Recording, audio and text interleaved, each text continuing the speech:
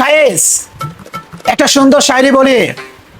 আম খাবো বলে লাগিয়েছিলাম আম গাছ, দেখো আমার ভালোবাসার মানুষ, আমার কলিজা আমাকে ভরপুর দিয়েছে হাইট্টা বাটা মাছ।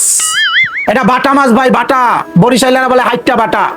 শুধু কি তাই, দেখো একবার দিয়েছে গোল ফল মুরগির আলু দিয়ে রান্না করছে, তার সাথে দিয়েছে চিচিঙ্গা চিংড়ি দিয়া ভাজি। উফ, সেই না বলো, একটা জমানো খাবার।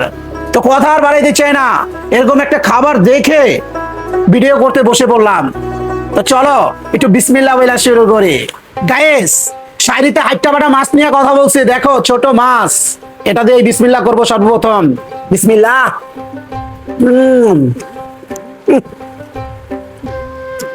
ভাই বরিশালেরা এই মাছটা খুব খায় এবং খুবই পছন্দের একটা মাছ, একদম মোমের মতো সিদ্ধ, মোমের মতো, কি বলবো। আহ, তো চলো একটু ভাজি দিয়ে ভাত দিয়ে খেয়ে দেখে।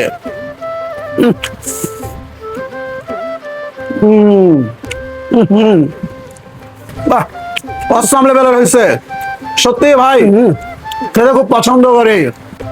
তুমি কি দেখেছো কবু বেবি, তুমি আমাকে কিন্তু দেওনি লেবু, লেবু হলে বেশ জমে যেত।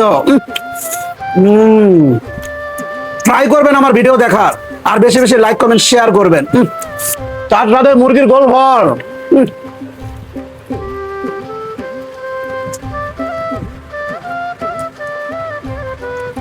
ভাই একটা হয় না, এর জন্য দুইটা দিয়ে দিছে, দুইটা, আরো আলু দিয়ে রানছে, কি স্মুথ রান্না দেখেন একবার। ও, জিভে জল আসার মতো, এক বালতি জল চলে আসবে আমার খাওয়া দেখলে, আর খাওয়ার রুচি জায়গা যাবে।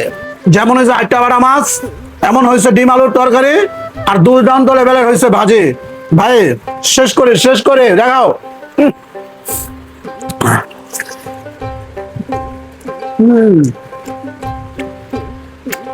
লাভ ইউ জান পাহে। আলহামদুলিল্লাহ।